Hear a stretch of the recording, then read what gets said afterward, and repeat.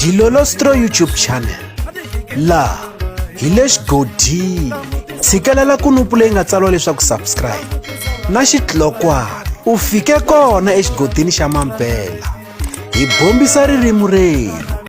Endzhaku ka loko Lekere Stylist a ta va a vonakile karhi a kokakokiwa hi ndlela yo vava hi tibawunsara kumbexana hi vavanuna va mipfimbiti lava tirhaka ku rindza lomu tigigini eka ntirho lowu ri kona eka mahelo ya vhiki ya siku ra 27 kwala ka n'hweti ya Mawuwani eka lembe ra 2024 lowu a wu endleriwe eGrand Lifestyle etindhawini ta le Soweto. Endzhaku ka sweswo hi vonile Lekere Stylist a postile ka xiyenge xa mabulu xa Facebook a vekele xiphemu xa nkandziyiso wa yena loko a karhi a nyika xiyimbeleri Benny Mayengani the President mali yo vonaka hi nkarhi lowu va karhi va nyanyula ntshungu, laha a nga tlhela a tsala leswaku ri ni nge stopi ku va fan ya Papa Davo. A swi tiva leswaku ri Papa Davo ku vuriwa Papa Tuva ku nga Benny Mayengani the President. Hambiloko va n'wi dlidlimbeta, hambiloko va n'wi susumeta, a nga na mhaka na swona tanihiloko a ri na rirhandzu lerikulu kumbe eka xiyimbeleri Benny Mayengani the President. Kasi un'wanyana u kombisa leswaku ri xana Lekere Stylist u lo tlhaveriwa hi rhambu ra mbyana ke, ku swi tikomba ingaku u tshama a ri na khota kumbexani badi